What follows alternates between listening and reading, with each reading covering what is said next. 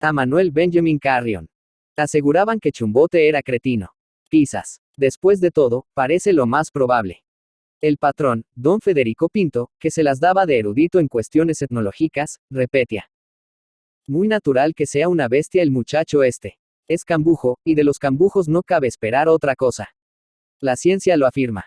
No obstante, don Federico Pinto, y su mujer, la gorda Feliciana, la Otela, o la Chancha, como a espaldas suyas apodaban sus amigas, apaleaban cotidianamente a Chumbote, acaso con el no revelado propósito de desaznarlo, aun cuando el conseguirlo tal fuera contrariar las afirmaciones de la ciencia. Chumbote había entrado los 12 años, y ya se masturbaba en los lugares sólidos, como había visto hacer al niño Jacinto, el hijo de sus patrones. Entre la masturbación y los palos se le habían secado las carnes. Y era larguirucho, flaco, amarillento, como si lo consumiera un paludismo crónico. Por lo demás, nada raro habría sido que estuviese paludico. Su cuerpo servía banquetes a los zancudos, en las noches caliginosas, tendido sobre las tablas cochosas de la cocina. Naciera Chumbote en la hacienda de don Pinto, ala por Colimes. Confirmaronlo con el mote porque cuando en la hacienda vivía era un chico macizo y recio como un ternero crecido. No lo conocían de otro modo que por Chumbote. Pero, como el patrón, se llamaba Federico.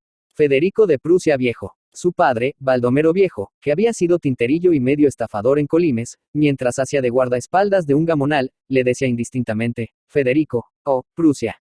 Cuando se emborrachaba, le añadía, como un título, lo de, hijo de puta.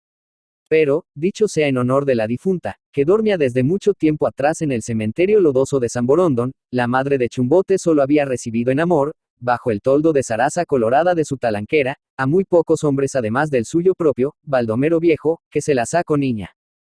Cuando Chumbote ajustó 10 años, su padre se lo regaló al patrón Pinto para que lo tuviera de sirviente en la casa de Guayaquil. Doña Feliciana lo recibió con una sonrisa que, hablando en oro, fue la única que para el dibujo. Pero, así que le oyó decir que se llamaba Federico, la sonrisa se convirtió en mueca.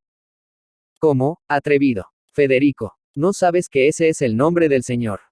El pobre muchacho, todo amohinado y temeroso, hubo de convenir en que había mentido y en que no se llamaba Federico, sino Chumbote a secas.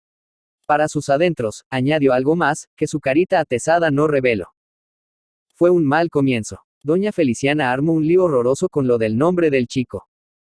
Federico. Como tú. Nada menos que como tú. Increpó al marido cuando éste llegó para la merienda.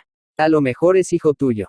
Sí. Hijo tuyo, sin duda. Un hijo que le habrás hecho a alguna de esas montubias volantusas de la hacienda, y que ahora tienes el atrevimiento, osadia espantosa de traerlo a tu casa, a tu hogar que es sagrado, para que se hombree de igual a igual con tu otro hijo, con el legítimo, con el verdadero, con el de mis entrañas.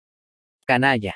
Se lanzó a la cara de su marido, y lo arañó con sus uñas filudas de gata, con sus uñas que eran la única característica que la diferenciaba de las grasosas chanchas. La acogotó luego un llanto en mi sostenido. Después de esta escena, don Federico Pinto comprendió que para que su mujer se convenciera de que Chumbote no era su sangre, lo más consejado resultaba tratarlo como a un perro odioso. Esa misma noche lo apaleó. Un niño pretexto basto para la pizza. Cuando doña Feliciana oyó aullar al chico, se refociló beatíficamente. Le pareció fundamentalmente bien, pero guardó silencio. Un silencio de diosa propiciada. Y hasta esbozó un gesto de incredulidad que vio y entendió su marido. En lo sucesivo, don Federico le pegó más de firme al muchacho. Repugna vale esto un poco. Más, estimaba que la paz conyugal estaba por sobre todo. Doña Feliciana colaboró con su marido en lo de las palizas. El niño Jacinto, que era un badulacón engreído y afeminado, secundó a sus papas. Y este le hizo algo peor.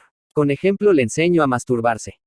De vivir en la hacienda, a Chumbote no se le habrían ocurrido jamás esas porquerías. Los pobres vicios solitarios, tenebrosos y sordidos como son, que prosperan como el moho en los rincones oscuros, no alientan ala, en el campo abierto. Se ahogan en el mar de sol.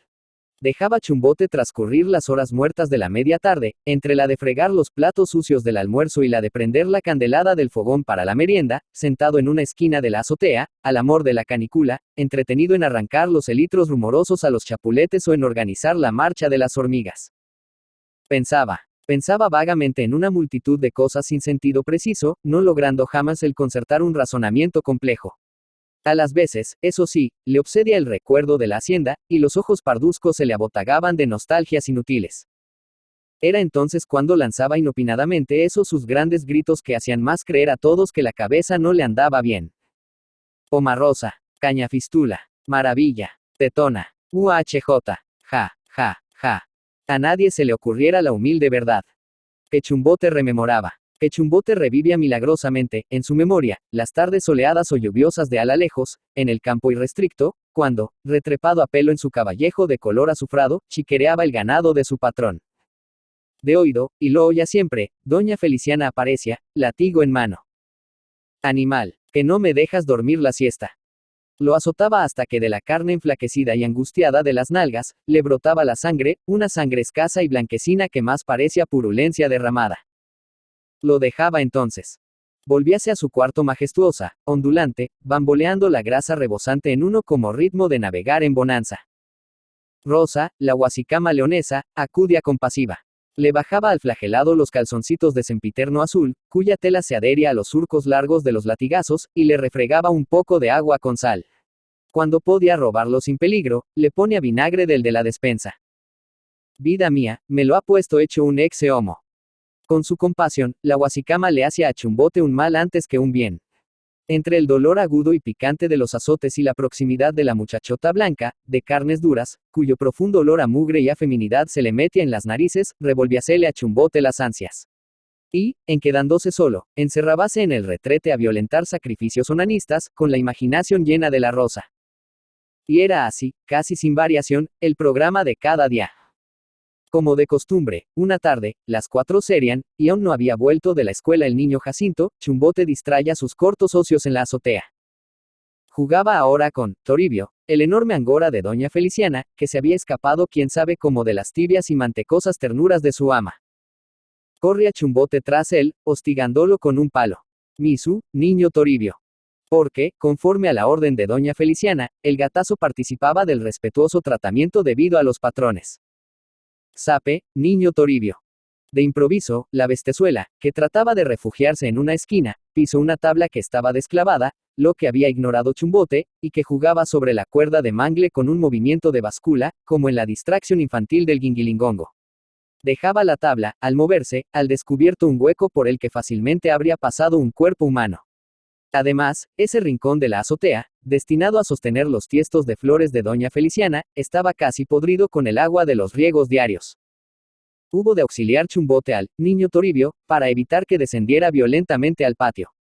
Y quedóse quietecito, mientras el gato huía.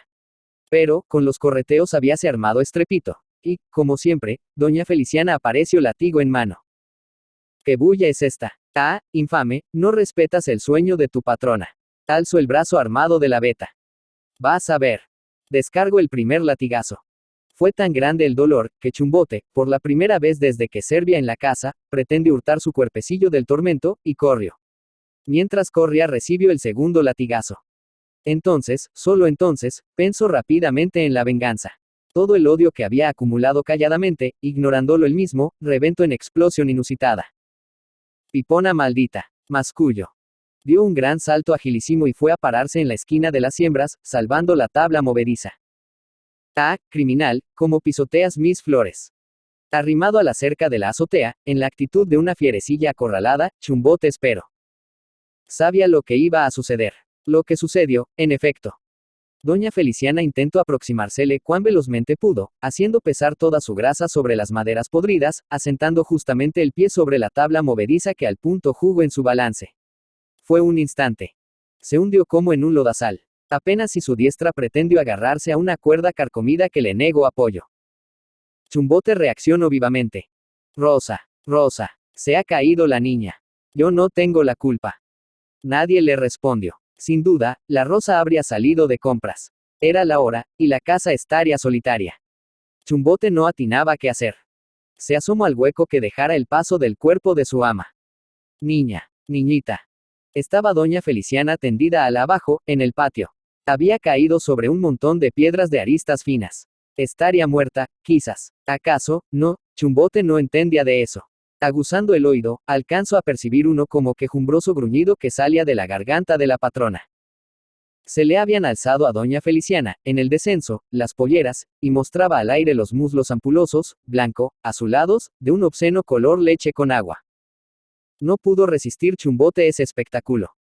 Sin quitar la mirada de los muslos de su patrona, sentado ahí al borde del hueco, comenzó una nueva masturbación, que venía a ser la cuarta en ese día. José de la Cuadra. José de la Cuadra Vargas, Guayaquil, 3 de septiembre de 1903, y Videm, 27 de febrero de 1941, fue un escritor ecuatoriano, y no un poeta, miembro del Grupo de Guayaquil.